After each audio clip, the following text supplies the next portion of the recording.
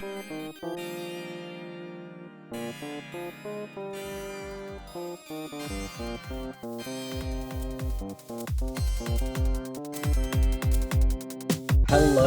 once again, peoples of the internet. Welcome back to Observation Conversations. My name is Reid.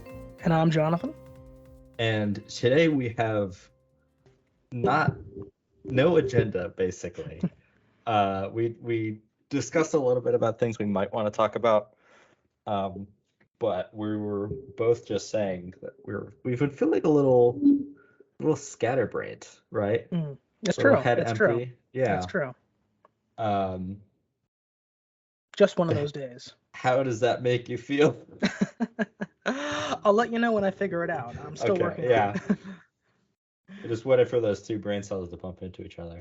Yeah, hopefully at some point in the next hour and a half we'll have a meeting of the brain cells. Coherent thought. Yeah. Yeah, it'll be brilliant when we get there. So here's hoping.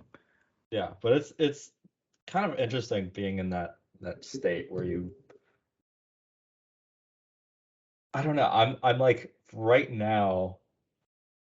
Normally when I'm speaking and like formulating a sentence, I can like almost picture is not the right word, but I can like hear the rest of the sentence in my head, and I like visually, I think I see what I assume the next like few seconds would be. Sure. And like right now, there is nothing forward. I'm like so in the present that I can't even predict the next words coming out of my mouth. And that's really interesting. And it's really rare to be in that space. I don't know if that's the way your brain works or not. Yeah, no, I gotta say one of the most wonderful things about being in podcast mode is that it really is incredible how it focuses the mind from seconds before we start these recordings to being in the midst of it. It is uncanny how that kind of happens. There's just something about being on camera and having the recording going and trying to make this thing that we can both hopefully be proud of by the end of it. It does really focus the mind in a way that few other activities do. And so that's one of the things that I enjoy the most about it. Ignore me. I just crashed my elbow against the wall. That's fine. Wow, it's going so well so far. This is yeah. I have to say, when we opened up this episode and said that, we don't really have an agenda going into this, I wouldn't blame members of our audience if those words maybe filled them with a little bit of dread, because, of course, that was kind of the core at the heart of our Season 2 experiment last year, which had, shall we say, mixed results. For every Allentown recap, we had the AI debate and the philosophical consequences episode. I thought those were fun to record, though. No, they're always fun. They're always fun. They're always fun. But yes, no, it's not entirely true to say that we don't have anything in mind for today's episode, because I know that there are a few different things we want to touch on, just a couple different things that have been on the mind that might make for good and pertinent discussion for about an hour or so. And so with that, unless we have any other small talk, do we want to launch into our first subject? Yeah, I mean, the thing I was gonna bring up for an episode was just kind of the idea of personal creative projects. Yes. And the way we spend our time doing creative things. And I asked you earlier if you were up to anything interesting, because speaking to the like head empty versus head full, normally every day my brain is just swirling with different ideas. Sure. And I'll have like 4 or 5 different kind of ideas or concepts that I'm like slowly developing as I bounce between them. Sure. But one of the things I need to get better at is actually like kind of putting pen to paper and taking steps to create these things. Absolutely. I have like short film ideas and like TV episode ideas and stuff like that. I need to get better about writing, but one of the things I recently did was actually thanks to my sister Maddie, who introduced me to these like really silly Shark Tank ideas she had because she wanted to make posters out of them. And you know me, I make all the thumbnails. I love photoshopping silly bullshit. And I was like, Absolutely. this sounds like a great idea and an opportunity to just do something fun and kind of meaningless. And so for the past 2 days, not like concurrently, but like, a couple hours here and there of the past 2 days or so, I created a poster for Cheez-It cereal. Wow. Which I have to say would be the most disgusting thing to eat ever. It does sound awful. But just as a like photoshopping something goofy and like practicing graphic design, it was a lot of fun. And I'm like strangely proud of this horrible thing that I created. And I think it's just so funny. And like, I don't know, it was just like an opportunity to kind of to stretch my creative legs a little bit. And of course. I it's gotten me excited to like do other posters and hopefully get in the spirit of these creative projects and little expressive outlets, I guess you could say. Absolutely.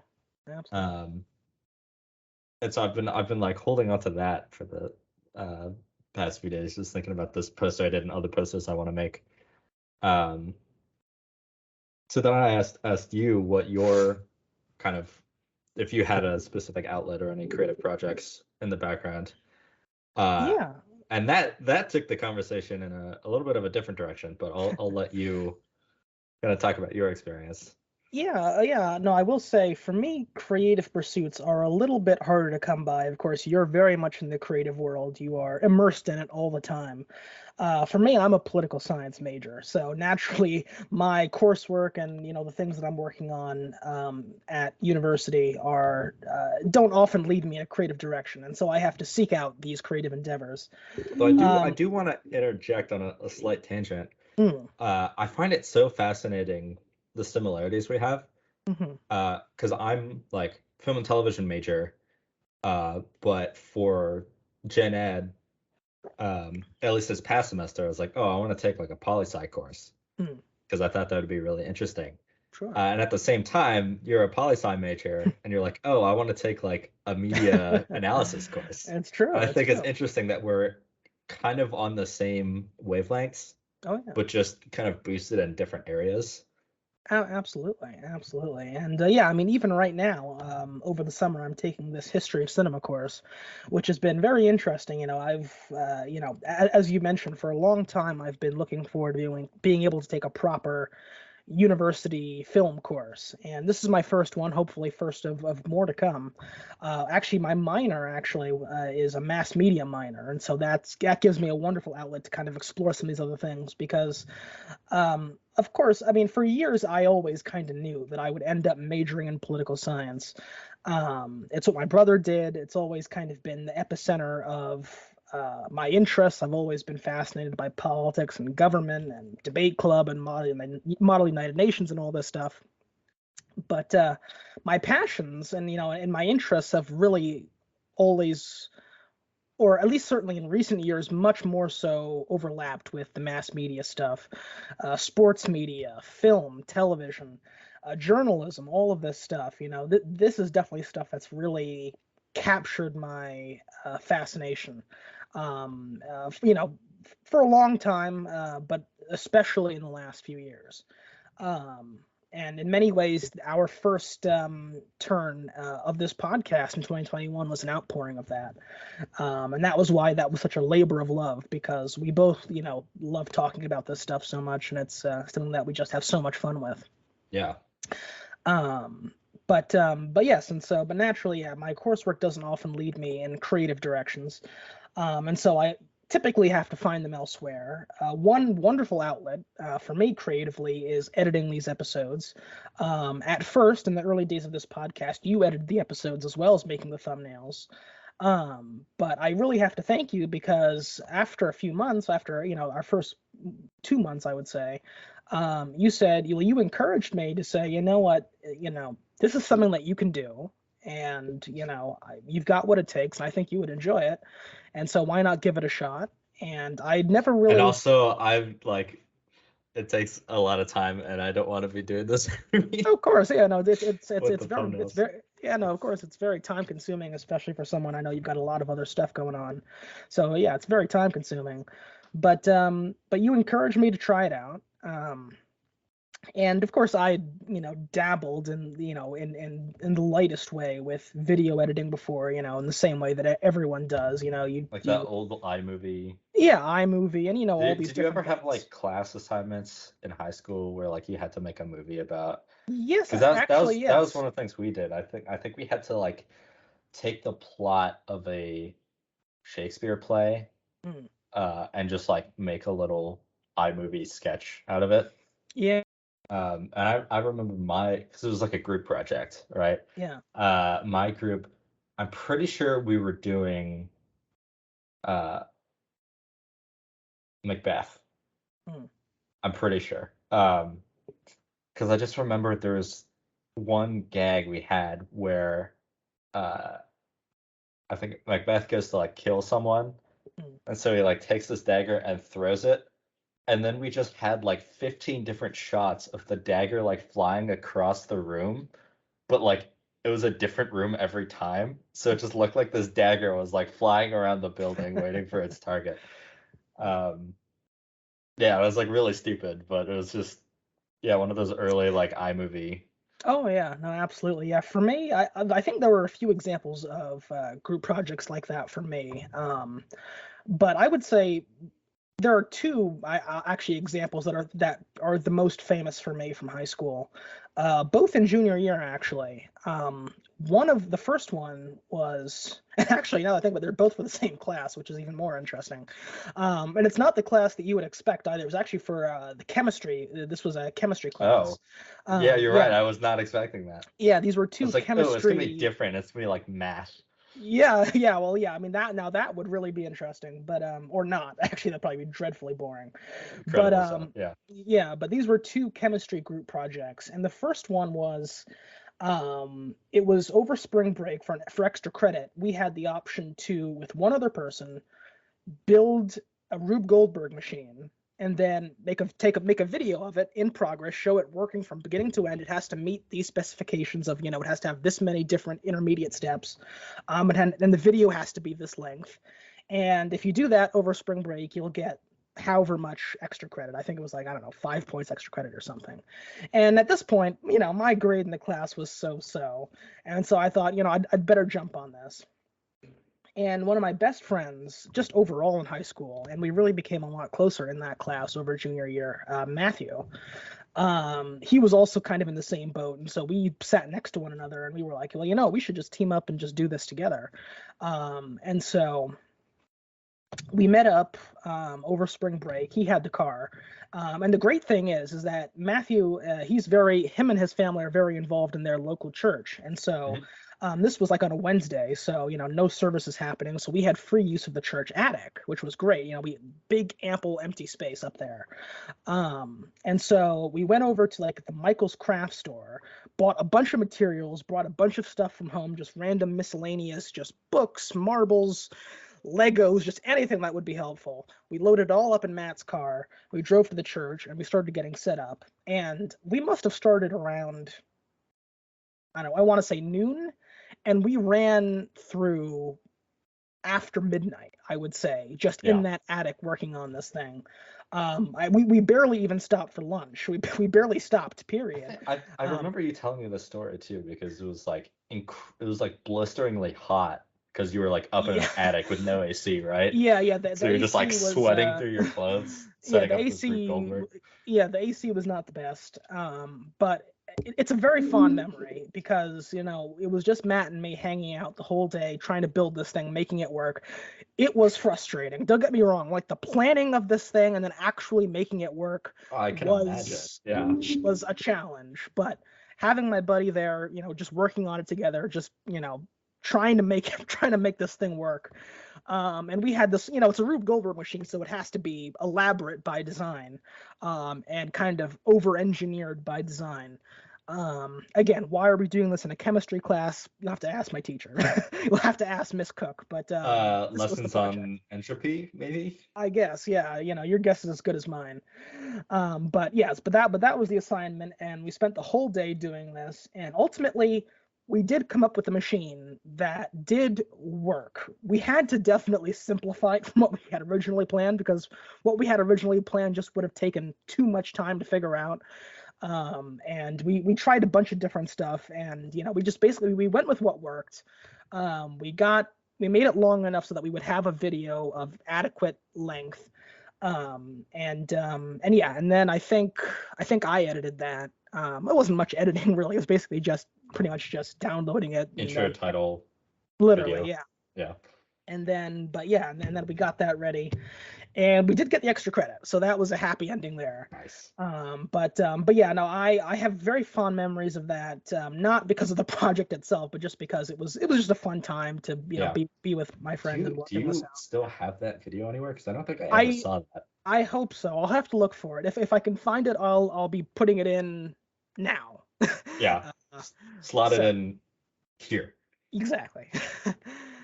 And we're back. Wow, what a great Rube Goldberg machine, probably. I don't know. I still haven't seen it at this point in time, but from your point of view, viewer, whoa, so good. There you go. Amazing. And leave a comment if you enjoyed. The second time was just, I think, the next month in that same class we had to do a video about, I forget what exactly the prompt was, but basically we had to like incorporate an element from the periodic table and incorporate it into a product, like make a commercial for a product that incorporates this element, and, you know, in a useful way, like an infomercial type thing. Iron railroad spikes. There you go. And so, yeah, I mean, obviously, you know, everybody had different ideas. It was a group of 4 this time. Were you assigned elements, or did you get to pick? I think we got to pick, and that makes things a lot easier. Oh, definitely. And this was a group of 4 this time, so it was me, Matt, my other good friend Jim, and another really great guy who we became friendly with, Cosmo. And so it was 4 of us. And of course, you know, when we had our own pick of the elements, we picked the easiest one, hydrogen. Easy, done. So we picked hydrogen. Well, what can we use hydrogen for? And the idea we came up with, well, and the idea we came up with, but I could think of it. well, we were thinking that same thing, because what we came up with was a hydrogen car. Now, I'm going to pause for laughter. Bro. We were 16 and 17, and we thought it would be a brilliant idea. What if you had a hydrogen car? This is coming from the like history buff.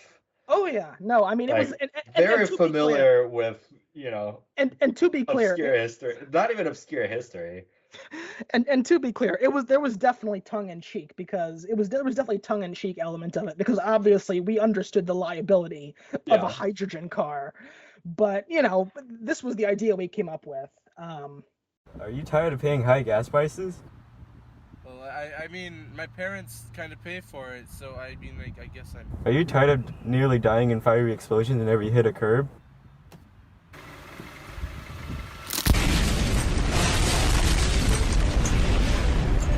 Call an ambulance!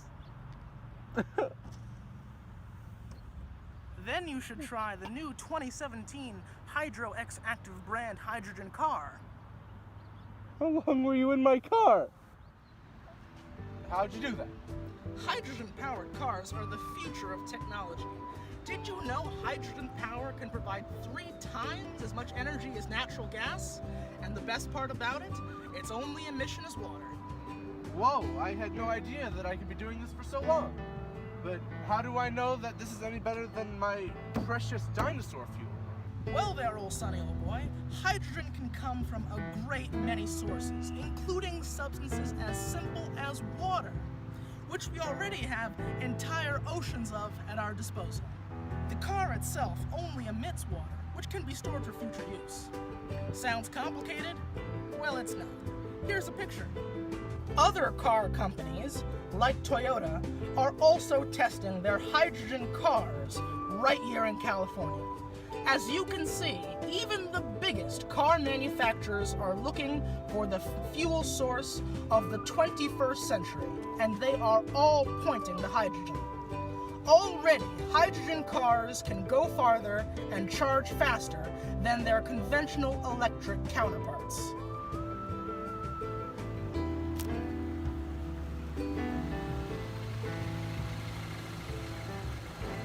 Now, doesn't that feel better? It sure does, disembodied voice that I've accepted into my life. This car is the best and has very convenient methods of charging. How about those car emissions? Looks healthy. Cheers. Cheers!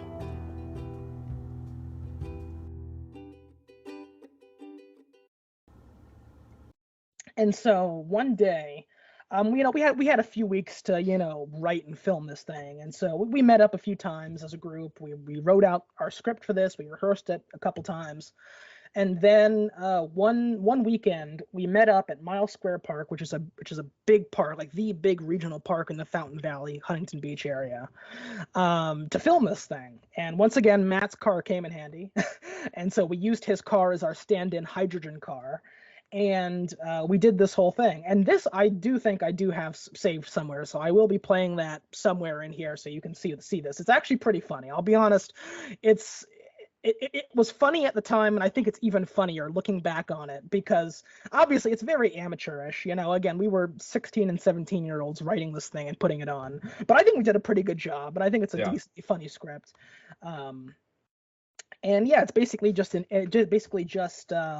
a commercial infomercial for our hydrogen car concept. And actually, I don't think I edited that one. I think that Jim edited that one, because he was actually part of the school. Like a lot of schools will have like their broadcast news service where like they'll put together little videos every week or every other week with just stuff that's going on in the school and announcements and things. I know of that. Yeah, like an AV club type thing. My high school did not have that, but okay. Well, I mean, I'm sure like an AV club type thing. Yeah, he was a part of that, and so we gave that to him to edit, but I was involved in the production of that. And so yeah, I'll be throwing that up there too. But anyway, bringing us back to present, or at least almost present, still staying 2 years ago. You encouraged me to take up editing these videos, and I did, and I'm so glad. Wait. Slot the car video here. Okay, I'll put it in here. So good. Right? We thought so. But yeah, no, I started editing these episodes, and that's been a wonderful little creative outlet, and I feel like I've kind of learned a new skill. I mean, I'm just on what's it called? I think I recommended DaVinci. Yeah, DaVinci Resolve. Yeah, DaVinci Resolve. Because that's a free editing program. And so it's not anything fancy, but I mean, it's got a decent number of tools in there. I don't know how to use most of them still, but I know how to do the things that I need to do. YouTube is your best friend. Oh yeah, that's basically how I learned the entirety of Adobe Premiere. It's just like, how do I do kind of this? I have this idea. How do I do this effect? And I would search on YouTube and learn the tutorial, and then kind of as you learn more about what's possible, your ideas become more complicated. Oh, definitely. Like, how do I do this obscure thing? And they're like, well, you could do it this way, or you could do it this way. Oh, definitely, yeah. And so that was my experience, but yeah, and that's how I taught myself at first as well. Was just watching YouTube videos. But that's been wonderful. And I've been editing these videos ever since. And so yeah, that's a little behind the scenes for you if you're ever curious how these episodes come about. Usually I edit them and Reid does the thumbnails. And Reid, you do a fantastic job with the thumbnails. I mean, I've loved so many of the thumbnails that you've done. It's a lot of fun. I like Especially the Star Wars ones. I think I Oh had the yes, most fun with. fantastic. Especially the first. I'm pretty sure it's the first Star Wars video Hmm. where, we have, as you can tell, we have this like series of photographs of us just doing like different reaction poses. Yeah. Where it's like the Macaulay Culkin, oh, or like, but there's one where you have your hands up like this. Yes, yeah. You're like, yeah. And so I put like lightsabers behind your back as if you're like unsheathing swords. And it's awesome, yeah. And then I just did like, I had like a thumbs down reaction pose. So I just added this lightsaber that just goes through my chest, and I added like the little burn hole. And it's like such a small thing, But but it's it was fantastic. so funny, and like I just love it. Yeah, I mean your Star Wars thumbnails are just absolute gold. I mean, I still remember and I love your Rise of Skywalker thumbnail that you did with me and Palpatine's cloak shooting the lightning. Yeah. I love that. Yeah. And oh, and of course our solo Mandalorian reviews where we had the brilliant idea that I should be Han Solo and you should be Lando, which it was only in hindsight we planned specifically. Like, neither of us was thinking about like the race of these characters. You were just oh, for the thumbnail, can you make me Han? And I was like, sure, let me make myself the other guy. And then I like uploaded a thumbnail. And then like a couple of days later, we were both looking at it and we were just like, huh. Yeah, the optics didn't actually dawn on us until after the video had been published, and yeah, that was interesting. Truly, we are both very colorblind. Oh yeah, and we had actually so woke of us. Yeah, progress. I think that's wonderful progress. And then of course we had actually had a bet originally for when we talked about the Mandalorian, who was going to be the Mandalorian in the thumbnail and who was going to be Baby Yoda. I forget how we settled the bet. I think it was. There was some kind of challenge aspect to it. I don't remember any kind of wager around that. I thought I just kind of was like, fuck it, I'm gonna make him Baby Yoda. Well, that's true. I mean, I couldn't have stopped you either way. So that's very equally true. Likely possibility of me just like. Yeah, that's true. But yeah, and so but beyond editing these videos, something that has been, I guess you could call it a creative outlet for me in the past. It is. Year or so. Is I've gotten into Letterboxd, and I've been a big fan of being on Letterboxd in the past few months, especially. I got into it last year.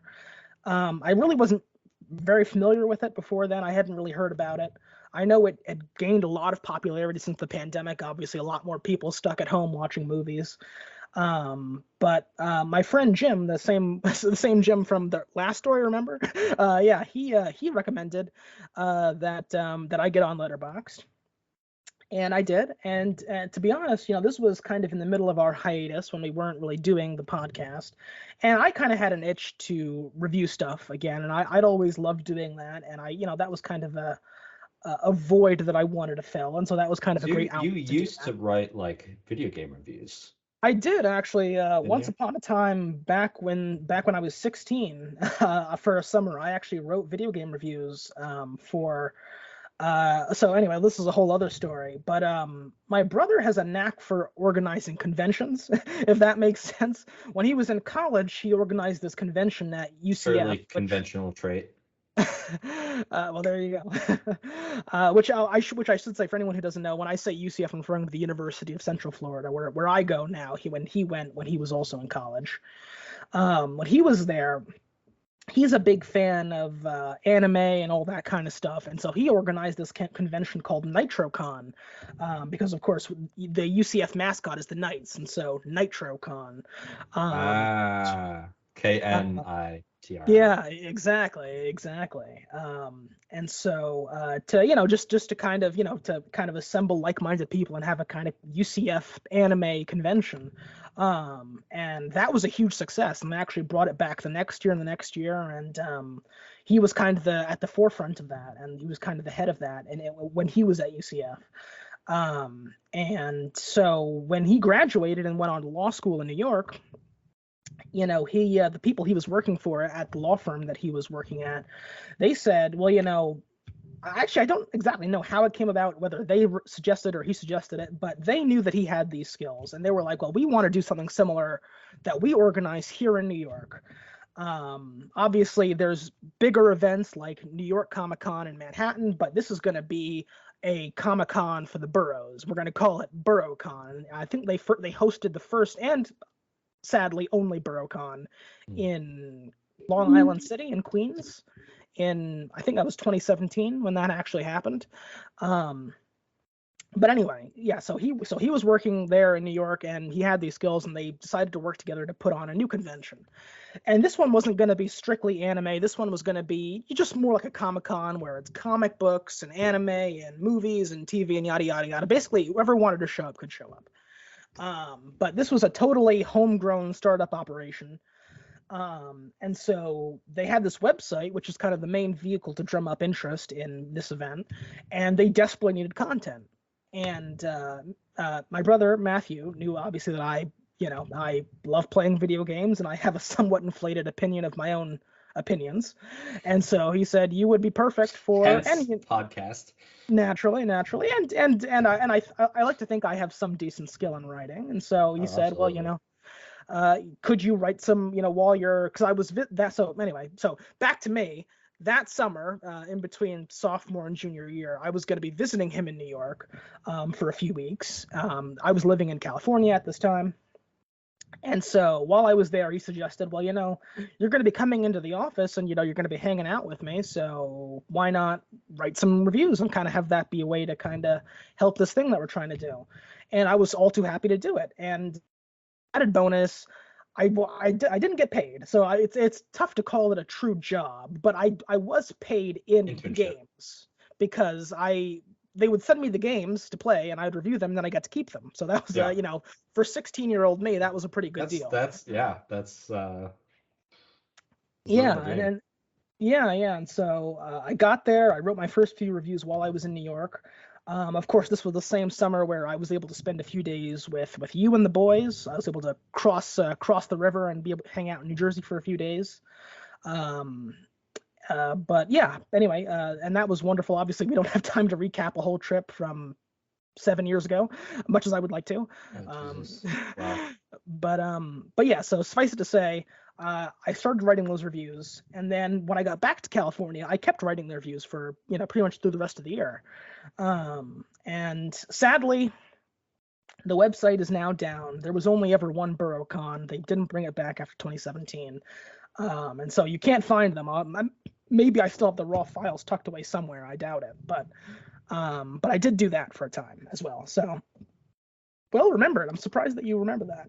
Yeah, I mean, because it's interesting because you've always been very politically mindful and kind of up to date. Obviously you went to poli-sci. You're always kind of more of a history buff, geography buff. Sure. Winner of the 7th grade geography bee, 8th grade. Yeah, and runner-up in the 1st and 6th grade, the first ever New York Academy Geography Bee in 6th grade, and then runner-up in the 8th grade as well. Not to toot my own horn, but clearly a very smart, well-educated guy. But I always kind of knew that you had this more creative side that I feel like, I don't know if it just like you weren't fostering it as much, or it was just kind of the environment you grew up in, because I know at New York Academy specifically, it's a very academically focused institution. So there isn't. I got lucky with the jazz program. Outside of that, creative arts can be a little bit limited or very secondary at least. But I remember you doing these reviews, and you were like telling me about it, and I think you even read me some of your examples, if I remember correctly. But yeah, probably did. Or I think you sent them to me rather. Yeah. I'm sure I probably passed those along at some point.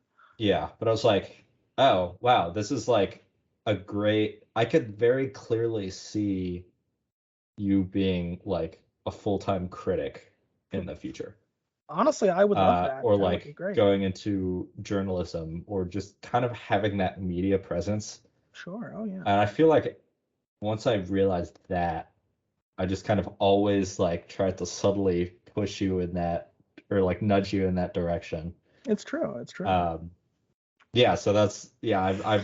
You mentioned Letterboxd and you were writing reviews, and it's like, oh yeah, you have experience doing that.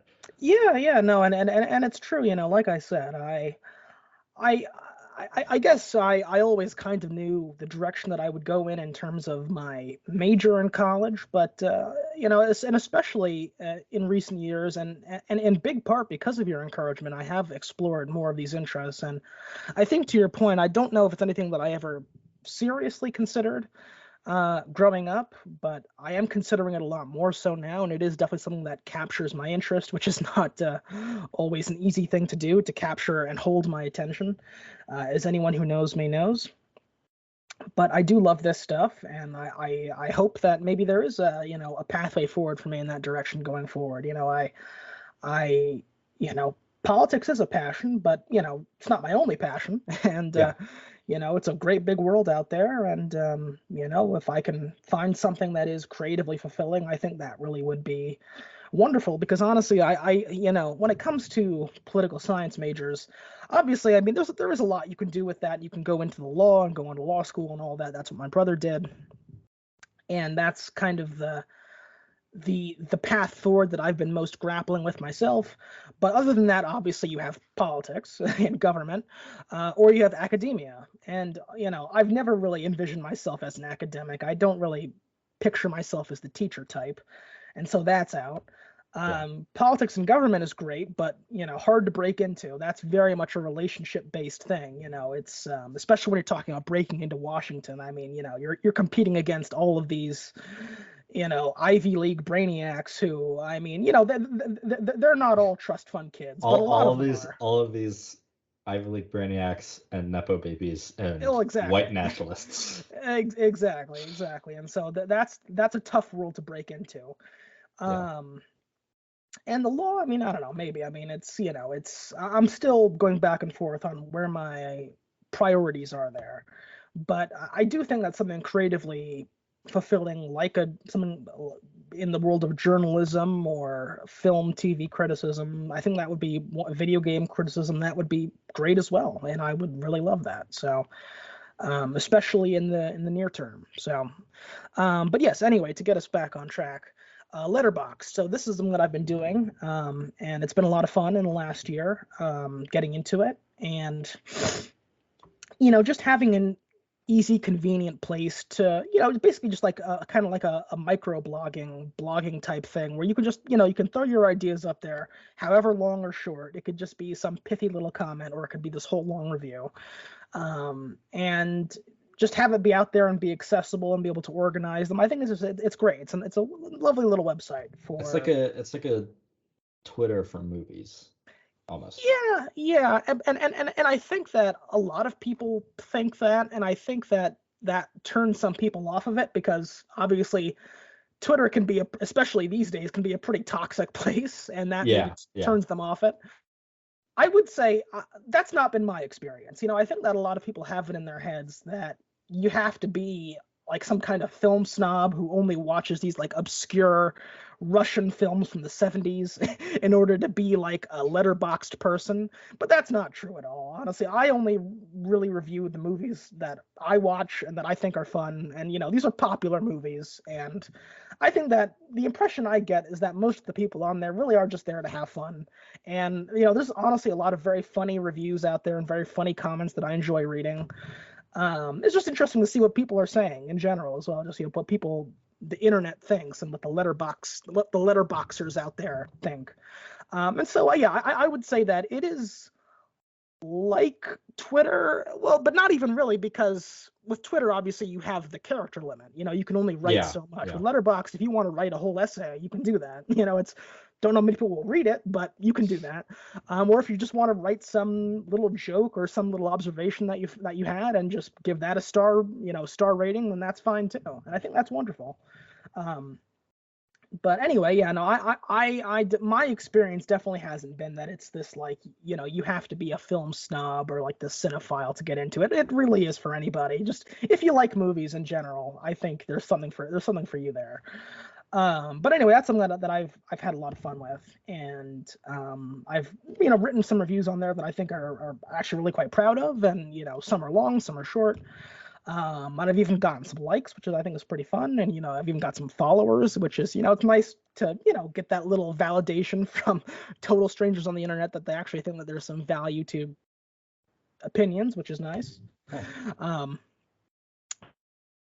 We bring all of this up because you said you wanted to save this for the podcast. I wanted to lobby you to join Letterboxd, and I have a very specific reason for why I want to lobby you to join. Because first, I want to explain why I'm a little resistant to it.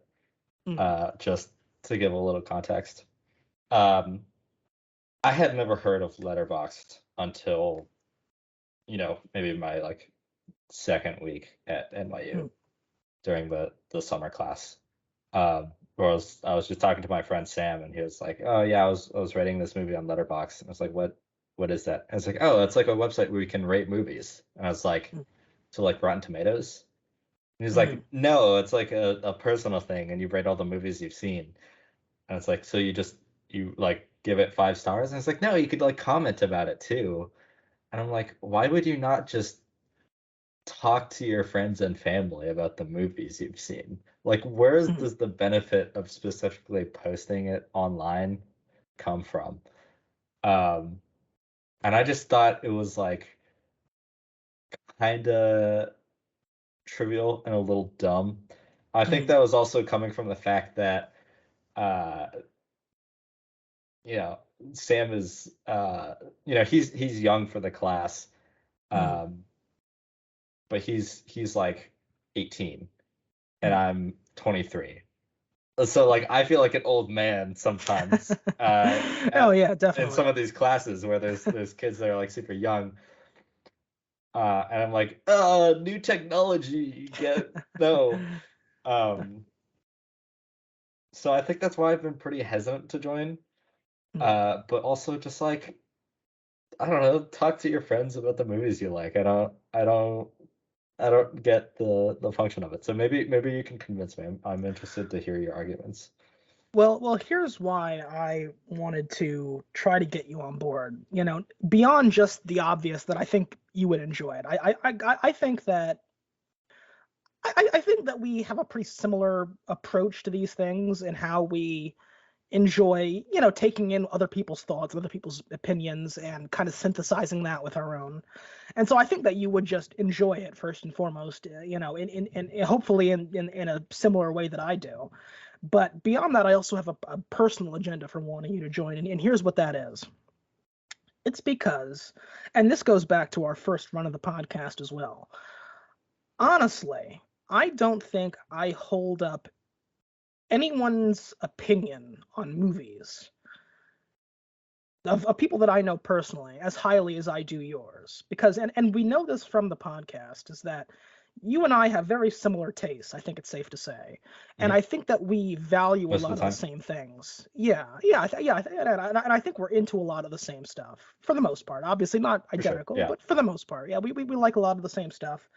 And I still think we look out for good, but it's, say again? I still thought Bullet Train was good, but And it is. Honestly, I've said this, and I will keep saying this. It's a 7 out of 10, which is still a good movie. It's just not great. It's just good. It could have been. I thought it was a great movie. Well, there you go. Well, that's going to be a whole other. Them's fighting words. Read my review of Bullet Train on Letterboxd, and actually, you especially should read that review because you'll be able to relate to it.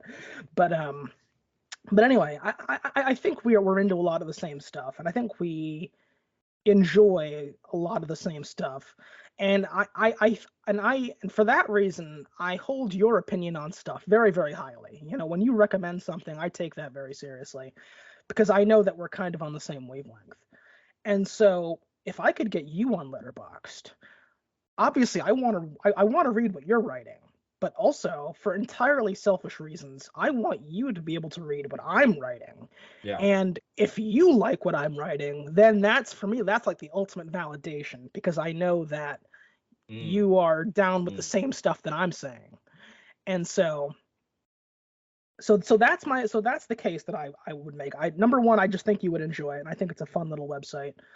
And number two, I both want to be able to read what you're saying, so I can then factor that into my own thinking, but also have you read what I'm saying. And then if you leave a like, then I'm going to get a wonderful little dopamine rush from knowing that my opinion is the correct one. So wow, that's very cocky of you to assume that I would agree with the things you're saying about this. Or not. And honestly, and if you don't agree, that's great material for the podcast. Does Letterboxd have dislikes or no? No, honestly, okay, maybe. So maybe I'll just specifically leave a comment that says I greatly dislike this. I would love that. I'll just zap the dopamine out of your brain. The only conversations that are more fun than when two people watch a movie and they both love it is when one person loves it and one person either not even didn't like it, but just didn't love it as much even. And those are always even more fun because you can get a different side of the story. And you can kind of get that different point of view. And so that's fine too. But yeah, so those are my three reasons. That's something I always kind of loved about reviewing movies. I'm sorry.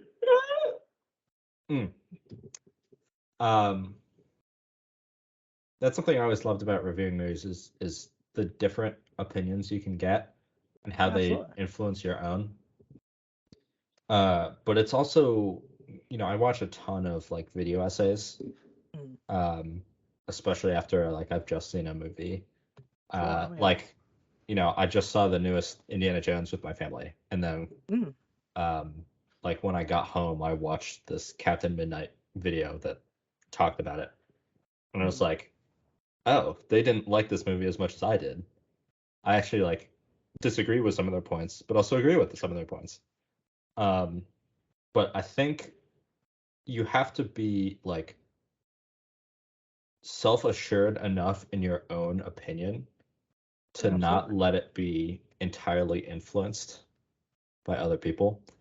And as much as I appreciate you holding my views in such high regard, I do hope that you value your own opinion a little bit higher. Believe me, I do. Believe me, I do. Because that's nothing's more important than your own thoughts. Yeah, and maybe validation isn't quite the right word. I think it's just I'm very curious to know if when I'm just very curious to know if you are, knowing that I think we're on the same wavelength most of the time with this stuff, if you agree or you don't agree with some of these things that I'm putting out there. Like for instance, I also just a week and a half ago saw the new Indiana Jones with my family, and I gave that a 4.5 out of 5 stars, which I know people, it's been divisive to put it kindly. The new Indiana Jones has been divisive, but I loved it. I thought it was really fun. Like it was a very enjoyable experience. And so I went as far as to give it a 9 out of 10, and I would be very curious in that scenario for you to see that review. And I'm curious if you're on board, because of course there's a lot of people who are also saying that they weren't into the new one, and so I'd be curious to know where you are with that. Or obviously we follow the Marvel stuff and the Star Wars stuff, and a lot of these franchises. And we've just had so many huge movies coming out this summer. I mean, we had Guardians of the Galaxy Volume 3. We had Across the Spider-Verse. We had Indiana Jones. We have Mission Impossible coming up. Oppenheimer coming up. Barbie coming up. Same day double feature, baby. Absolutely. And so I'm always curious when I'm writing these reviews, because I have a very similar routine. If I'll go see the movie in the theater, I'll come home, I'll put on some of these video essays. You've put me on a lot of my favorite video essayists on YouTube. You put me on to Nando V Movies and A Closer Look and Filamento and all these guys. And I'm always interested to kind of get the chatosphere perspective on these movies, and then I'll start. And literally, I've gotten into the habit now of I'll leave the theater and I'm already starting to think about what I want to write in these reviews.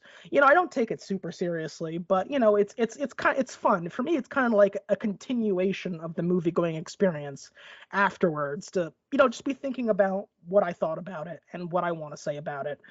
And sometimes it's literally I'm so hyped on it, I'll just write the thing the same day, the same night. Sometimes I'll sit on it a few days and then I'll write it.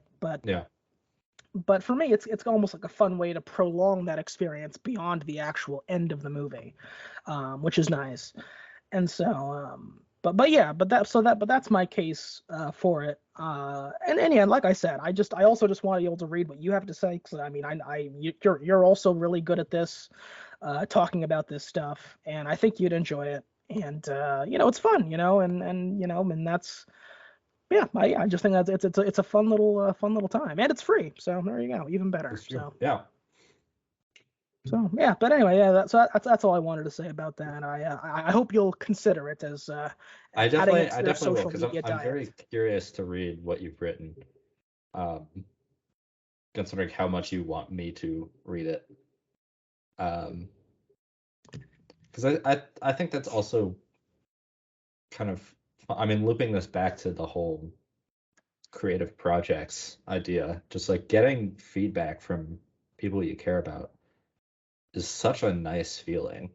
Absolutely. It's like, with the poster I made, like, I spent a few hours on it. It was like completely worthless. And like my dad came up the stairs and I was just like, "Hey Dad, guess what I made?" And I showed him this poster, and it was like, I don't know. It was just like a little goofy thing. So yeah, it's and that's like why I love these podcasts, because it's an opportunity for us to share our thoughts and see where we line up, see where we don't, see where one of us is right and one of us is objectively wrong. Yes, indeed. But yeah. And if I could just inject this moment of shameless self-promotion, I am Cladstream19 on Letterboxd, if you're curious about what we've been talking about out there for any of our viewers. That's you should put text on the screen right now. CLADSTRE.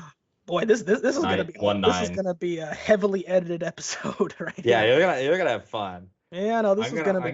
When I watch this, if I don't see all of these little bits in I'll do it. I will write you a strongly worded email. But yeah, bring it on. The challenge accepted.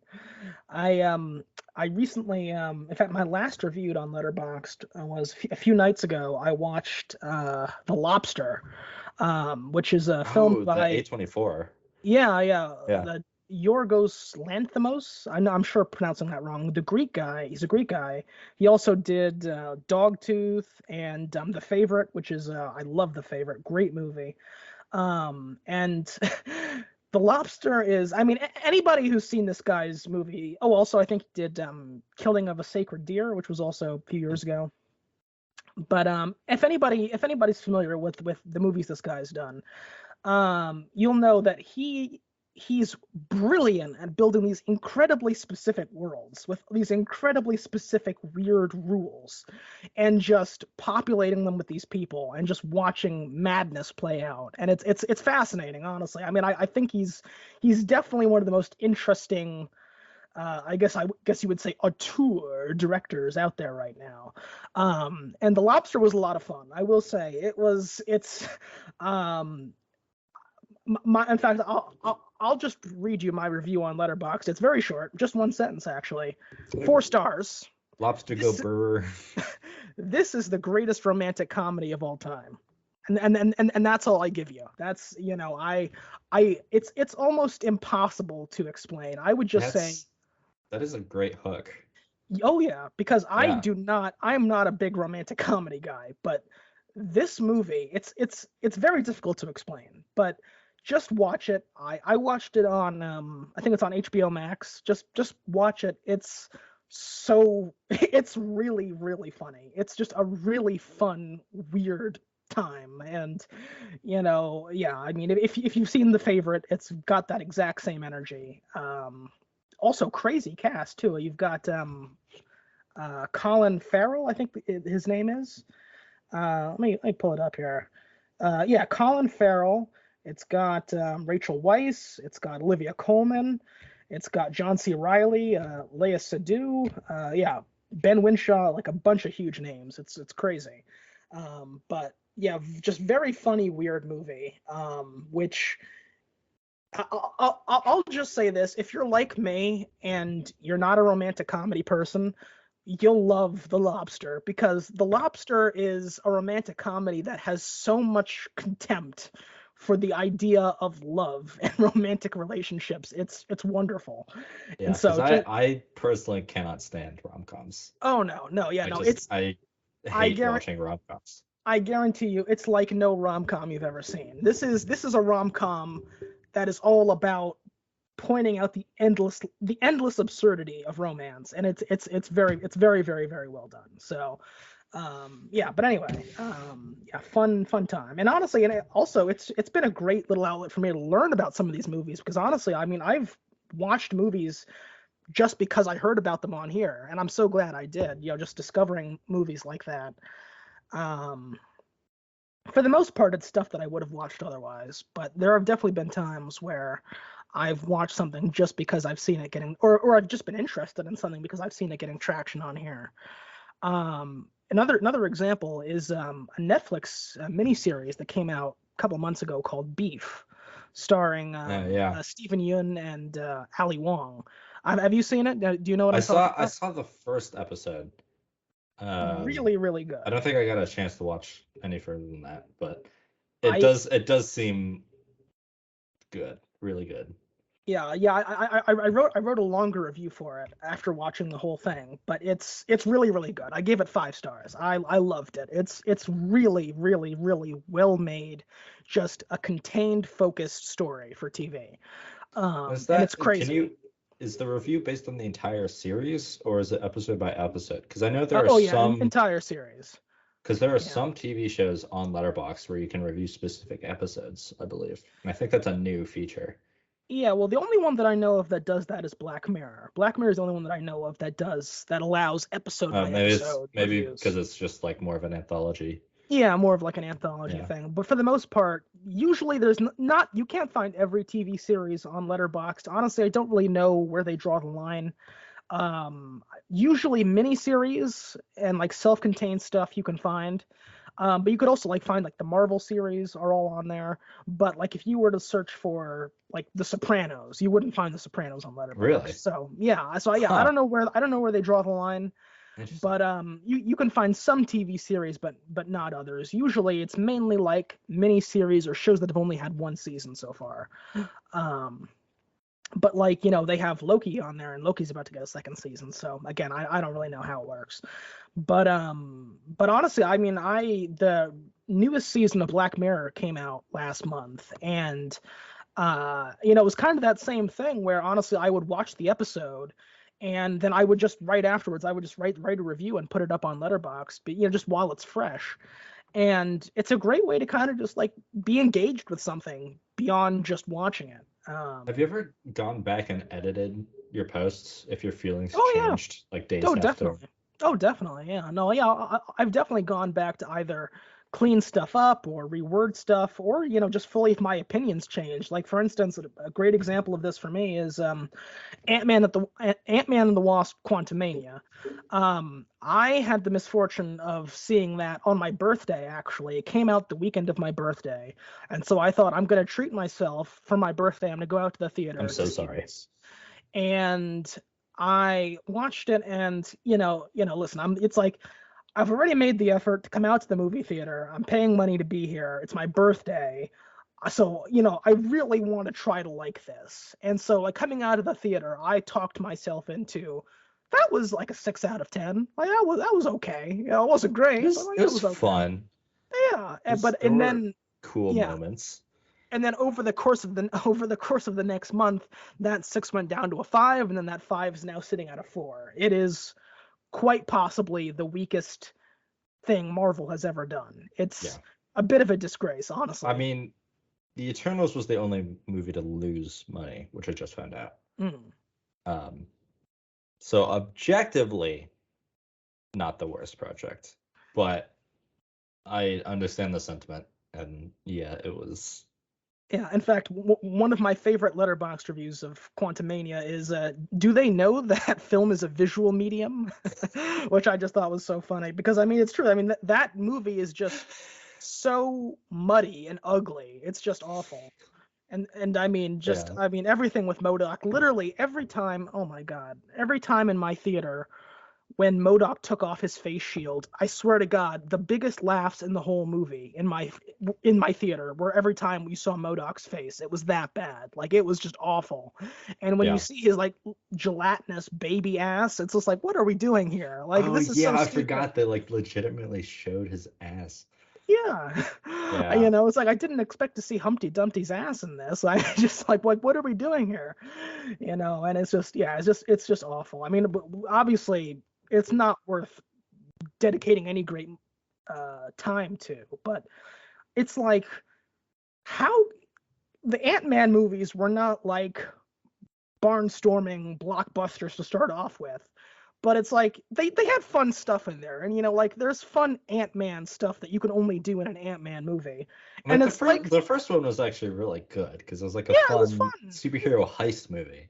Yeah, absolutely. Like, you know, the stuff where he's in the bathtub running away from the water, and he's making friends with the ants, and then the whole finale on the train set, like, that was awesome. Like, I love the whole train set thing, because that's an action beat that only makes sense in an Ant-Man movie. And so that worked. And it's like, they said, why don't we make an Ant-Man movie? And we take away the number one thing that makes Ant-Man movies special, which is the size component. What if we just put him in a place? What if we put him in Tiny World, where everything's tiny, and so the fact that he can get tiny is meaningless? Like, yeah, I thought that was a good idea. That's something that like kind of confused me, because there is still a sense of scale in the quantum realm. And it's like he turns into Giant Man, but it's stupid, and like attacks Kang. But it's like, why that size? Yeah. Why not like 100 times bigger, so you could just stomp on the entire palace with your foot? It's just awful. It's just awful. I mean, and I mean, it just made no sense. And even in Ant-Man and the Wasp, I mean, you had cut fun stuff like with the Wasp running along the side of that knife, and then Ant-Man's like jumping on top of guns and stuff, and like that was fun. Like, that was a fun little romp. But yeah, I mean, just like the whole, Hot Wheels cars and the second one, like that was fun. That was cool. Piece. I liked that. And then it like almost everything that made the first two movies fun and kind of special, pretty, you know, special for what they were. They got rid of that. Yeah. Anything having to do with size is gone. Luis is gone. San Francisco, the setting is gone. Just like everything is gone. The heist. What was the point of the Bill Murray cameo? I have no idea. What did he add to that movie? It was like completely pointless. Because you remember when Bill Murray got casted, it was like a big deal. Like, oh man, Bill Murray, he won't sign on to just anything. He must play like such a huge role. He's gonna be one of the Celestials or whatever. He was like an equivalent to like the Grandmaster, the Collector. There's also this guy that's Bill Murray. It's like, no, he was. No, he's just a guy who slept with Janet. Yeah, he just slept with Janet, you know, and they were fucking for a few years, and then Janet got rescued, and then but now they're back, and he's there for one scene, and then he fucks up. I don't even know. We just leave him, and he's nobody. It's just awful, you know. I cannot imagine what they were thinking. And then and here I go. Now the rant is kicking off. I didn't want this to happen. But Kang, right? This guy is supposed to be the next big bad. The next Avengers movie is titled The fucking Kang Dynasty, right? Yeah. This guy is a big deal. And he gets defeated in an Ant-Man movie? Are you serious? I mean, and spoilers. Like I don't give a shit. They should have said like, oh, this is like one of the weakest versions of Kang. Yeah, but I'm pretty sure that initially he wasn't supposed to get defeated, because I know the ending of the movie was rewritten and reshot. Probably. Especially when the schedule got all twisted up due to COVID and like things got shuffled around. Because I believe this was supposed to come out before Loki. Maybe, yeah. So this would have been the introduction to Kang. Yeah, and the thing is that, but this is the Kang, though. This is Kang the Conqueror. He says it many times in the movie, and this is the Kang that supposedly all the other Kangs were afraid of. So afraid of, they had to banish him to the quantum realm. And he gets defeated in a fucking Ant-Man movie? Are you for real? Are you serious? I could not believe it. It's just, everything about that movie was like storytelling malpractice. We take away everything that makes an Ant-Man movie special. We take away Luis, who is the funniest and one of the best parts of these movies. We take away the setting and all the San Francisco stuff, and we set the whole thing in this gloopy, muddy, like Wish.com Star Wars world of the quantum realm. And it's just, and we put him in with this villain who's supposed to be the scariest guy ever, and he gets defeated by far the most low-key Avenger.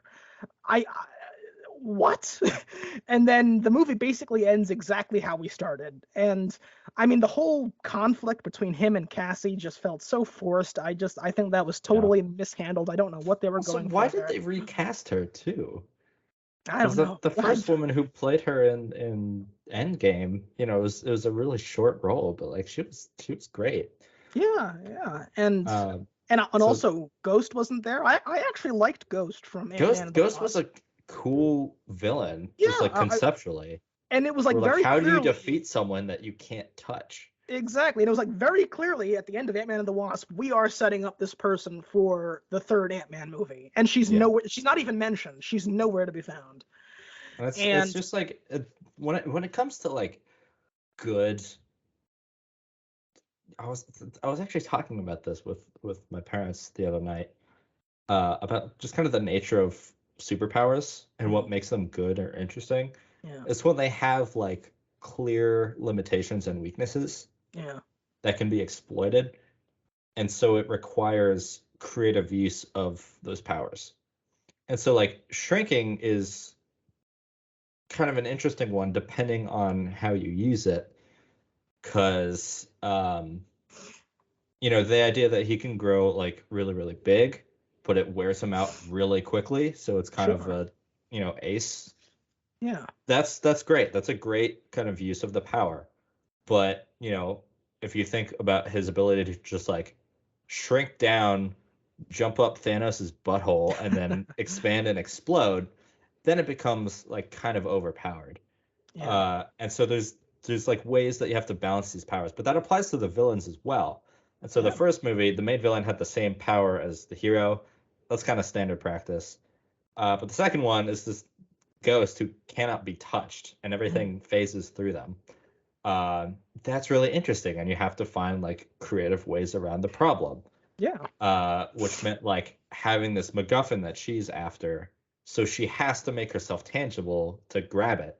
And that's when she's vulnerable, and you exploit that.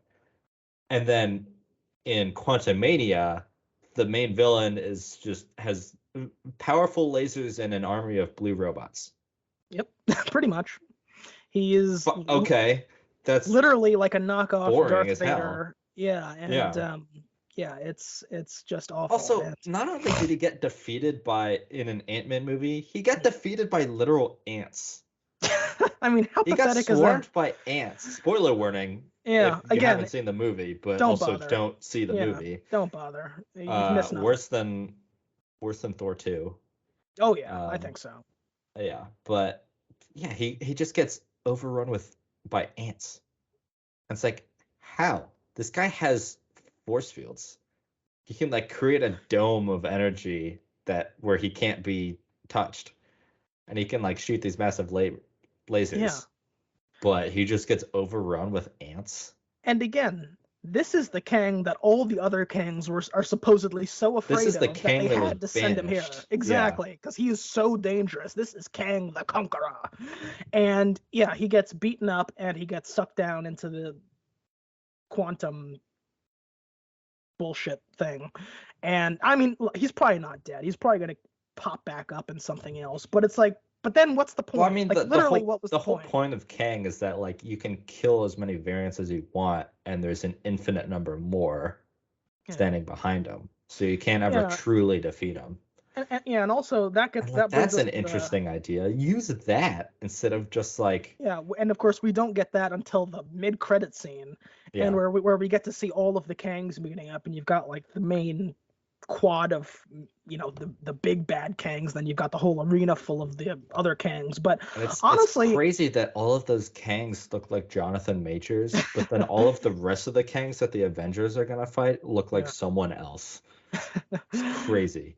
No, it's just I mean but even that was stupid, because honestly it just felt like, okay, now we've met the Council of Kangs and all of these Kangs that are going to be showing up, but honestly, I mean, they just seem like a bunch of like screaming mishap dumbasses who honestly are probably like the vast majority of these Kangs are going to get murdered. Like if Kang the Conqueror was that much of a pushover, the vast majority of these guys are going to get murdered very quickly. And unless there's some shenanigans with time travel, which I'm sure there will be, I have such a hard time now taking Kang as a serious threat after Quantumania as I did before, because before we just had Loki, and I thought that was really cool. I thought the finale of Loki was a really cool intro to this character. And now we've been like set back like 10 paces by Quantumania, because I just saw the scariest Kang get beaten in an Ant-Man movie, and the rest of these guys look so unbelievably stupid. And so it's interesting too, because that Kang the Conqueror was like right in the middle of like really powerful and really weak. Both of which would have been really interesting options to explore. Like Thanos was all the way over on this side of the scale, super powerful. He was a complete juggernaut. He could barely be scratched, let alone killed. Oh yeah. And he took down like the entire cast of the Avengers in Infinity War. And then, was almost won again in Endgame. And he was just like a really tough guy to kill. He's like a one-man army. Oh yeah. On the other hand, you could have Kang be as powerful and as menacing as Thanos, which would work. I mean, if he's Kang the Conqueror, if he's like some kind of crazed warlord, that would be pretty interesting. You could also explore the idea of what if each individual Kang is incredibly weak and like possibly, I don't know, kind of like deranged and a little crazy and just like a complete wild card. And it's like every time you defeat one, you're like, is that it? That felt way too easy. That can't be it. Right. And you're never sure if, when, or how he's going to return, but you know that he will. And that's terrifying. Sure. If you explore that properly, that can be terrifying. But if you have this like crazed warlord who's projected to be super strong and is then defeated really easily, then you just have a worthless mess. Absolutely. And the only way I think that you could have even somewhat saved this dog shit script, which I gotta say I'm really worried, because the same guy who wrote Quantumania is also the writer, Loveness, is also the writer for Kang Dynasty, and so I'm very worried about that. But I think he's also a Rick and Morty writer too. Yeah, and he's also one of the Rick and Morty guys. I really think the biggest problems from this movie come from the rewrites and the reshoots at the end. Sure, yeah, maybe. I think they had a complete different trajectory for this movie, and they just kind of chopped it up to hell. Yeah. Visually, there's not much excuse, but no, it looks really bad. I mean, like unforgivably bad in some sections, and it's true. I mean, obviously, you could see, we knew that there was a lot of crunch time with Quantumania. We knew that so many of the VFX resources were being pumped towards Wakanda Forever, because that's the bigger movie and that was coming out first, and Quantumania was kind of an afterthought, and it shows. But yeah, the way that movie looks, the way the CGI and the visuals came out, it's just unprecedentedly bad. Certainly for just recent, I mean, not even Marvel, just big budget tent poles in general, like it looks bad. And but yeah, I think that yeah, you look at these Rick and Morty writers because you have Loveness and you also have Michael Waldron, who I thought he did a great job on Loki, but then he also wrote Multiverse of Madness, and I did not care for Multiverse of Madness. Yeah. So, and it's the same thing now where it's like Loveness wrote Quantumania, and I didn't like that, and now we're giving him an Avengers movie. I'm a little worried. I'm a little bit worried about that. But yeah, I think the only way you really could have, for me, the only way you really could have saved this script, or at least saved the finished product, whatever the reshoots were and the rewrites were, is if Kang wins in the end. I wanted Ant-Man to. I mean, I'm not saying he has to die on screen. I mean, in the trailers, it looked like he was going to die. Yeah, and sacrifice himself. And then you have Cassie Lang become Stature. Yeah. And like the new kind of replacement. I thought that, because I mean, it makes sense too, because in that final battle, there is a stretch of time there where Ant-Man is straight up getting murdered. And I was like, okay, this is interesting. This is something that's exciting, and we haven't seen this before. Wow, I really enjoy watching Paul Rudd get his face beaten in. Well, but honestly though, because Ant-Man should be on such a lower level than Kang. Show me the next big bad of the MCU squash this ant like the inferior life form that he is, right? Yeah. Show me how guy is. The ant family can still escape back to the normal world, but then the portal closes, and then Ant-Man has to hold off Kang for long enough for them to get free, and then Kang is just beating the shit out of him, and then he doesn't even have to die, but he has to be hobbled and just barely escapes with his life. Exactly. And maybe he becomes a refugee in the quantum realm like Janet was. That would be interesting. Maybe we could even then bring him back in Secret Wars or whatever. But that he goes away. Kang wins. He takes him and his entire forces out of the quantum realm, and he wins the movie. He achieves his objective.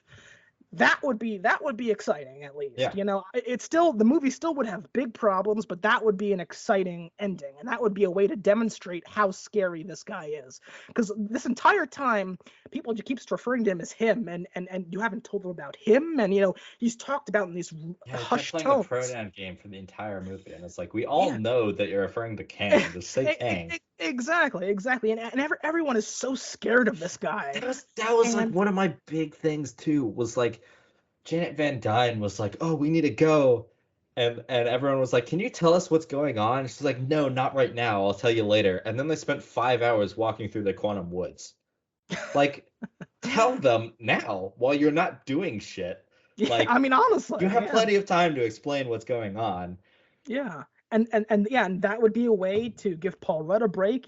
He's now got Ghostbusters movies to do and whatever else. He's a busy guy. So give him a break. Maybe we can pull him back out in Secret Wars. But Kang wins.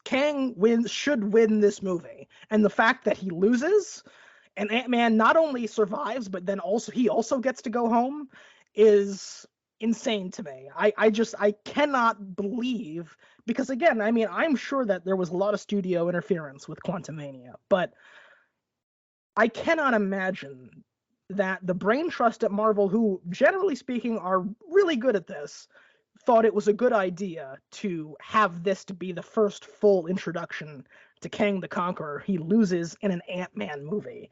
Yeah. The worst Ant-Man movie. I mean, it's like, what are we doing here? Like, I just, it boggles my mind to think who thought that was a good idea, because now Kang is a joke. I mean, to me, again, it's so much harder now to take Kang seriously. We'll have to see what they do in Loki season 2. And I have a lot more faith in Loki season 2, but for right now, Kang is a joke. Like, I cannot take this guy seriously. Not Kang the Conqueror, not any of his dumbass clones in the Colosseum, not his stupid looking council. They're all stupid. They're all dumb, and I don't care. He needs to be shown as a legitimate threat, and we haven't gotten that. Well, exactly. I mean, literally, in fact, another great Letterboxd comment from Guardians of the Galaxy Volume 3, which I really agree with, is that the High Evolutionary in Guardians of the Galaxy Volume 3 was a better Kang than the Kang that we've so far gotten in the MCU, which is crazy, but it's also true. And so, and obviously all of this is before we've even addressed the current difficulties with Jonathan Majors. Obviously, back in March, he was arrested on account of some Aggravated assault. domestic violence. Yeah, Or, domestic it was violence domestic. issue. Okay. And still, yet to go to trial. We don't have all the facts, but obviously that's not good when you're building your franchise around this guy. And clearly, I think Marvel is still trying to figure out how they want to handle this, because they've put a lot of stock in the Kang Dynasty, and so, it's going to be hard Honestly, to backpedal that. I have a bit of a controversial opinion, Hmm. but I think Marvel should just scrap everything that they did after Endgame and just be like, hey, we're just gonna reboot Phase 5 Really? and just take everything off of Disney Plus and just like go back to the original schedule, the original plan, and just take the time with the projects to ensure that they're actually good. That would be a radical solution. Very radical, but I think better in the long run. Yeah, I mean, I don't think I agree with that, because there was still a lot of good stuff that we've gotten since 2021. I mean, we've gotten WandaVision, we got Shang-Chi, we got Spider-Man No Way Home, I liked the Eternals. I know that's divisive, but I liked it. I thought it was a solid movie. We got Loki season 1, about to get Loki season 2. We got Black Panther Wakanda Forever, which I thought was great. Yeah, Moon Knight, I thought was really cool. You don't have to get rid of everything, but I think like a lot of those things, the orders got flipped around, and that caused a lot of rewrites and reshoots, and everything just got very tangled, especially due to COVID. And I feel like that just left a huge stain on this, quilted masterpiece. Sure, yeah. Yeah, and cut out the stain and then like sew in some new squares, Yeah, well, I mean, of course they're not gonna throw out. They're never gonna do this. No, 3 years of their biggest mega franchise, but yeah, but I mean, I would say that there's definitely been stuff that I haven't liked, like Multiverse of Madness and Thor: Love and Thunder wasn't great. And obviously, like Falcon and the Winter Soldier wasn't great, or wasn't as good as it could be. That was definitely a case of what you're saying, where they had to move literally a lot of stuff rewritten due to COVID. Exactly. Yeah. They had this whole secondary plot about like a virus being unleashed. Literally, yeah. Which may have even been like the leading to mutants potentially. I don't know if that's the direction they were originally going to go in. Yeah, but let me just tell you though. The projects, the Marvel projects that I've given a 9 or higher to, a 9 out of 10 or higher to, since 2021, I gave. I think, yeah. So starting with Moon Knight, I gave a 9. Wakanda Forever, I gave a 9. WandaVision, I gave a 9. Guardians of the Galaxy Volume 3, I gave a 9. And Shang-Chi, I gave a 9. And I think No Way Home and Hawkeye both gave 10s out of 10s too. So I mean, there's been some really good stuff in there too. Yeah, and I don't disagree with that. Also, I kind of forgot that most of that stuff was also after Endgame. Yeah, exactly, yeah. Because I was really thinking like, oh, it's WandaVision, Falcon the Winter Soldier, Loki, and then like Multiverse of Madness and Quantumania. And I was like, oh, it's only like 5 things that they need to scrap and redo. No, it's a lot. Yeah, in fact, you know what? I'll just read, and see, and this is a letterbox thing, and this is why I'm so curious to get your take on this. I'm just going to read you my list of all the Marvel projects since 2021, since since we started getting Marvel stuff again after COVID. And I know this is going to be controversial, but you know how much I love it. I put Hawkeye number 1. That's my number 1. Number 2, I put Spider-Man No Way Home. Very close number 2. Very close. Shang-Chi, I put number 3. Guardians of the Galaxy Volume 3, I put number 4. WandaVision 5. Wakanda Forever 6. Moon Knight 7. Loki 8. Eternals 9. Guardians of the Galaxy Holiday Special 10. Miss Marvel 11. Black Widow 12. She-Hulk 13. Thor: Love and Thunder 14. Falcon Winter Soldier 15. Werewolf by Night 16.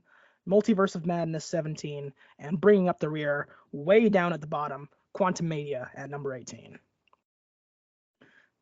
And obviously, Just to clarify, No Way Home was below Hawkeye. Just barely. It's the fact that it was even a competition, man. They're Come both on. at the top. They're both at the top. You know, and listen, I know people. I know you didn't care about it as much, but I loved it. That's not to say Hawkeye was bad. I enjoyed Hawkeye. I thought it was really, really good. I just think No Way Home is that much better. And that's fine, you know. And again, I loved it. I gave that a 10 out of 10 too. I loved No Way Home. But for me, I think those are two projects that both are the best versions of what they could possibly be. And so how do you go about, like, what is your criteria? Do you have like a set criteria on how you? Well, I mean, you know, it's always a mixture of things. It's just the actual quality of what you're seeing, you know, the acting, you know, how does it look good, you know, are the VFX good, you know, is it well written? But also, you know, I also factor in the impression it made on me at the time, you know, because obviously I'm looking back on stuff that I watched, you know, a year ago, 2 years ago, and kind of processing it with my feelings today. But, you know, I mean, there's definitely I also do want to think about the way, you know, how invested I was in it at the time and how did it make me feel at the time. And at the time, like WandaVision, that was our first proper Marvel show on Disney Plus. And like, that was amazing. Like, I'm sure you remember that the experience of following WandaVision from week to week. We had never seen anything like this in the MCU before, and it was incredibly exciting. Or just like on TV. Honestly, in general, like it was a very groundbreaking show. It was so unbelievable because, you know, it's our first Marvel project in over a year, pretty much since Spider-Man Far From Home. And obviously we're coming out of a year of COVID, and it's coming out in January 2021. And we're all, you know, we're starting to get vaccinated. We're beginning to emerge from lockdown, but we're still pretty much cloistered at home. And it's the show, it's the incredibly well-directed, well-acted, well-produced show. And it's the core conflict, and really, when you think about it, is grief. You know, and it's all about grief and the ways we process grief and the unhealthy ways we handle grief. And it was just so prescient to come out at the time when we're emerging from this pandemic. And obviously, grief has been this ever-present reality for over a year in this unprecedented crisis. And I just thought it was incredibly touching and well done how it was done, on top of just being a really cool superhero show. And I thought that just the subject of WandaVision, this artificial TV show reality, this literal bubble in which all these people are trapped in, as a way for Wanda to process her grief in an unhealthy way, I thought was just it was the best case scenario for the first Disney Plus Marvel show, because I mean, like, literally, like, down to the end credits where you had the "Please Stand By" and then the red, blue, and green, the RGB lights like in a television set. I thought that was brilliant because, you know, this is Marvel's first proper foray into TV, and it's all about TV and celebrating the history of TV and all these classic sitcoms. Brilliant. You know, like, originally the plan was the Falcon and Winter Soldier to be the first Disney Plus show, and I'm so glad that it wasn't the first. I think WandaVision was the literal perfect first show to come out on Disney Plus. And so I have to factor that in. You know, looking back on it, if I were just watching it for the first time now, I probably wouldn't have as intense a reaction, but because it was so special at the time, you know, that's got to count for something. And that's why I gave it a 9 out of 10.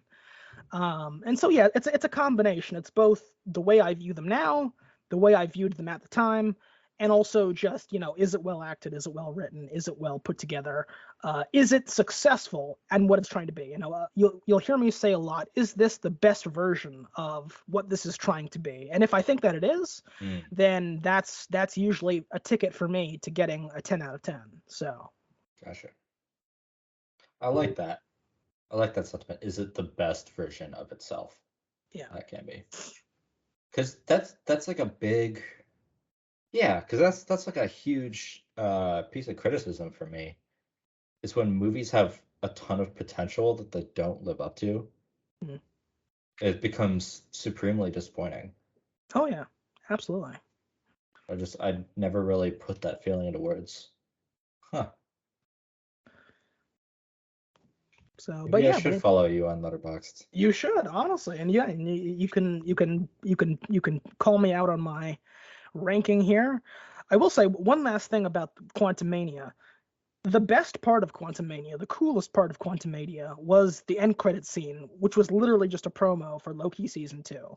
Like isn't that crazy? I was enjoying Quantumania the most when it was literally just a trailer for Loki For a season 2. different I project, enjoyed, yeah. I enjoyed that. That was fun. And so yeah, the best part of Quantumania was the trailer for Loki season 2. And so yeah. But anyway, yeah, just otherwise just an absolute garbage fire. In fact, Philmento, one of the YouTubers that you put me on, he had a great point about Quantumania where he said that the core problem with Quantumania is that it's not an Ant-Man movie. It's a movie featuring Ant-Man, but honestly, if you plugged in any other hero, you could have the exact same story and it would play out the exact same way. It is a movie starring an Avenger who is Ant-Man, but it is not an Ant-Man movie. And I think that, and for me, I know that obviously there was a lot of interference and reshoots and whatever, but I think that is the core concept of the script, was going down to the quantum realm. And I know that that's what Marvel wanted, and I'm not giving them a pass for that, but I think that Loveness I think it starts with the writing, and I think that the writing was just very poor. I think the story was very poorly conceived. And so, yeah, no, I cannot imagine, like, listen, obviously the Ant-Man movies were never the biggest things, but they were fun for what they were, and they were successful for what they were. And they were not as expensive as most other Marvel movies, and they made a decent profit every time. And I just can't imagine why the bigwigs thought it would be a good idea to take away everything instead of building on what the previous movies had built. We're going to tear all of that down, take all of that away, completely neglect all the good stuff that we've already built up, and just do this totally new thing in this area that we don't care about. That is just like the quantum realm. We have everything interesting, and this is what I'm going to say. Everything interesting that we could do with the quantum realm, we did in Endgame. Like, once we used it for time travel, I don't think there's anything else to be gotten out of the quantum realm. Yeah. And so the idea that we have to go back down there, honestly, I would have much preferred like seeing an Iron Man movie in the quantum realm than an Ant-Man movie, because at least then you could see like Iron Man flying around in his suit, like shooting the broccoli guy with his lasers and like doing that kind of stuff, and it would be fun. That would be something. And I think Tony Stark versus King the Conqueror would have been interesting. What's not interesting? The most affable, likable, dad energy Avenger going down, and he has to fight King the Conqueror. That is so stupid. You also could have used that where,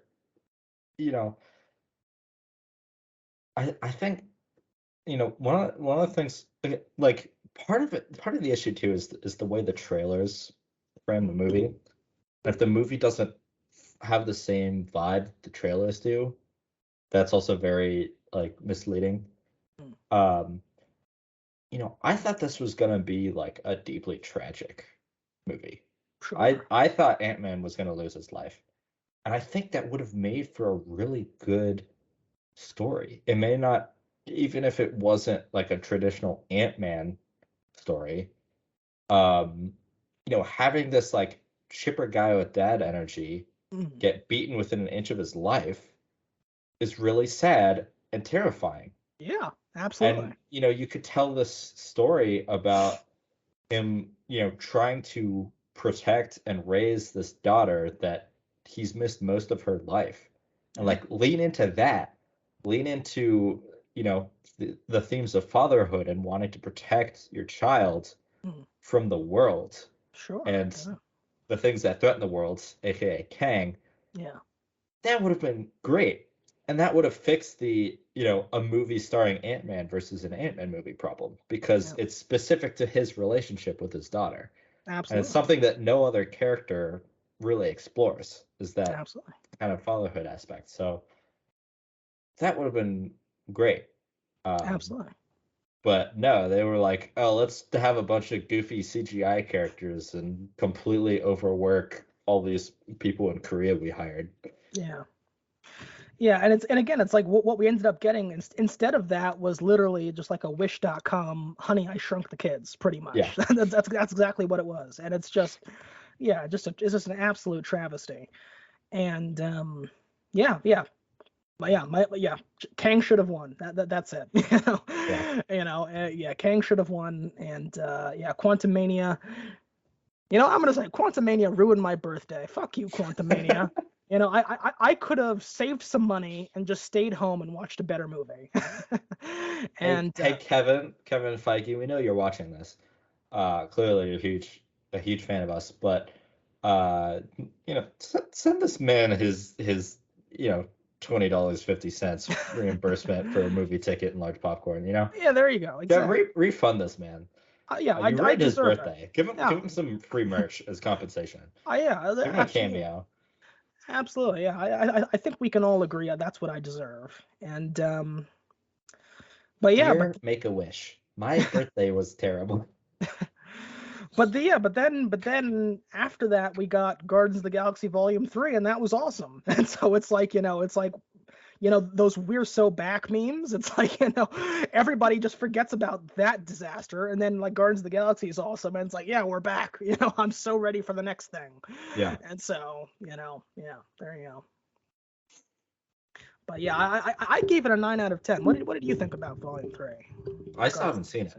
Oh shit. Oh, wow. I've been trying to corral my family to the movie theaters for the past month. Oh boy. Haven't been able to do it. So yeah, well, that's why I went and saw Across the Spider-Verse by myself, because I was like, I can't get anyone to come to the theater with me. I'm just gonna go by myself. It was great, and I'm really glad I saw it in theaters. And I give Spider-Verse a 10 out of 10, by the way. Sure. Easy. Just to shut down any question of that. That's a 10 out of 10. Yeah. But yeah, I'm sure it'll be on Disney Plus soon. And yeah, Guardians 3 was fantastic. All I'll say is I can't wait for you to see it. It was really great. I can't wait for you to watch it and then read my review on Letterboxd, and then I want to see if because that was one of the longer reviews that I wrote. But yeah, really, really, really, really good, really, really good. So definitely highly recommend it. Well, anyway, we've got a little bit of time left. I think we should touch briefly on what you actually wanted to say about creative projects, because I'm sure you've got some stuff going on that you wanted to touch on. We've just been talking about Letterboxd and Quantumania this whole time. I don't know, man. I mean, I just kind of wanted to share the fact that I made this cute little poster. I'm like, I have a lot of ideas, and I'm sure I'll bring those onto the show too, because we've talked about potential episode ideas, and one of those things was like, story crafting, world building. All right. Well, I think I think we've done all the damage we can for one day. Yeah, that's what we get for making a head empty episode. But that's fine. I had fun. I think you had fun. No, we did. That's all that really matters. This was good, and I think we good time. We covered some good ground here, I think. So done on the videos again. You can play them at like 1,000% speed right here. Wow, this is so fast, but all the memories relived. Really, really good video that I've definitely seen, and I'm complimenting. Great job. Absolutely. And we still need an outro, but it's fine. Maybe sometime this decade we'll figure it out. Yeah. In the meantime, I'm just gonna keep doing my thing. Thank you all so much for joining us this week, and we will speak with you again very soon. Goodbye, everybody.